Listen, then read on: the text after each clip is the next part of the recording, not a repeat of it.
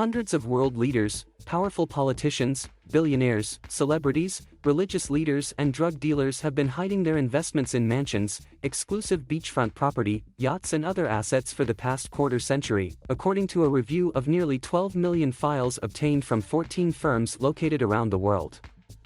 The report released Sunday by the International Consortium of Investigative Journalists involved 600 journalists from 150 media outlets in 117 countries. It's being dubbed the Pandora Papers because the findings shed light on the previously hidden dealings of the elite and the corrupt, and how they have used offshore accounts to shield assets collectively worth trillions of dollars. The more than 330 current and former politicians identified as beneficiaries of the secret accounts include Jordan's King Abdullah II, former UK Prime Minister Tony Blair, Czech Republic Prime Minister Andrej Babiš, Kenyan President Uhuru Kenyatta, Ecuador's President Guillermo Lasso, and associates of both Pakistani Prime Minister Imran Khan and Russian President Vladimir Putin. The billionaires called out in the report include Turkish construction mogul Erman Elakak and Robert T. Brockman, the former CEO of software maker Reynolds and Reynolds. Many of the accounts were designed to evade taxes and conceal assets for other shady reasons, according to the report. Russian President Vladimir Putin at a video conference with G20 leaders in March 2020. The new data leak must be a wake-up call, said Sven Giegold, a Green Party lawmaker in the European Parliament. Global tax evasion fuels global inequality. We need to expand and sharpen the countermeasures now. Oxfam International, a British consortium of charities, applauded the Pandora Papers for exposing brazen examples of greed that deprived countries of tax revenue that could be used to finance programs and projects for the greater good. This is where our missing hospitals are, Oxfam said in a statement. This is where the pay packets sit of all the extra teachers and firefighters and public servants we need. Whenever a politician or business leader claims there is no money to pay for climate damage and innovation, for more and better jobs, for a fair post-COVID recovery, for more overseas aid, they know where to look. The Pandora Papers are a follow-up to a similar project released in 2016 called the Panama Papers, compiled by the same journalistic group. The latest bombshell is even more expansive, porting through nearly 3 terabytes of data, the equivalent of roughly 750,000 photos on a smartphone, leaked from 14 different service providers doing business in 38 different jurisdictions in the world. The records date back to the 1970s, but most of the files span from 1996 to 2020. Robert Brockman left in 2011. In contrast, the Panama Papers culled through 2.6 terabytes of data leaked by one now-defunct law firm called Mossack Fonseca that was located in the country that inspired that project's nickname. The latest investigation dug into accounts registered in familiar offshore havens, including the British Virgin Islands, Seychelles, Hong Kong and Belize.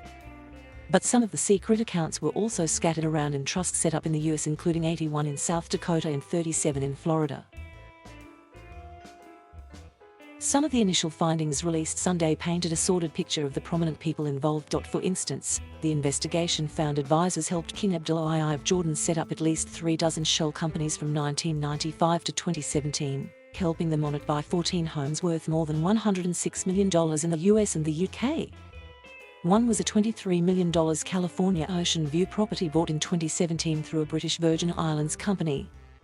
The advisors were identified as an English accountant in Switzerland and lawyers in the British Virgin Islands. There was no immediate comment from Jordan's royal palace. The details are an embarrassing blow to Abdullah, whose government was engulfed in scandal this year when his half-brother, former Crown Prince Hamza, accused the ruling system of corruption and incompetence. The king claimed he was the victim of a malicious plot, placed his half-brother under house arrest and put 2 former close aides on trial. UK attorneys for Abdullah said he isn't required to pay taxes under his country's law and hasn't misused public funds, adding that there are security and privacy reasons for him to have holdings through offshore companies, according to the report. The attorneys also said most of the companies and properties are not connected to the king or no longer exist, though they declined to provide details.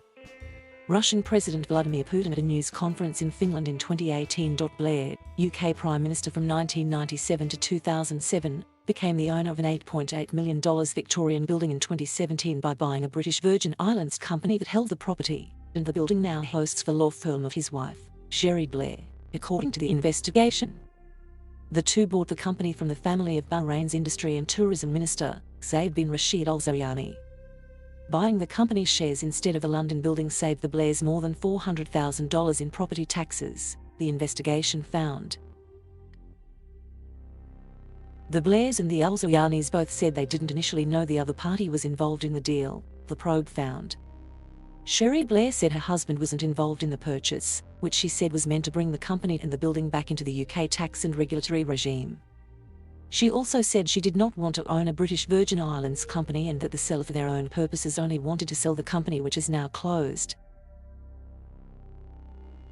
A lawyer for the Al Zoyanis said they complied with UK laws. Khan, the Pakistani Prime Minister, is not accused of any wrongdoing. But members of his inner circle, including Finance Minister Shawkat Faiz Ahmed Taran, are accused of hiding millions of dollars in wealth in secret companies or trusts, according to the journalist's findings. In a tweet, Khan vowed to recover the ill-gotten gains and said his government will look into all citizens mentioned in the documents and take action, if needed. The Consortium of journalists revealed Putin's image-maker and chief executive of Russia's leading TV station, Konstantin Ernst, got a discount to buy and develop Soviet-era cinemas and surrounding property in Moscow after he directed the 2014 Winter Olympics in Sochi. Ernst told the organization the deal wasn't secret and denied suggestions he was given special treatment.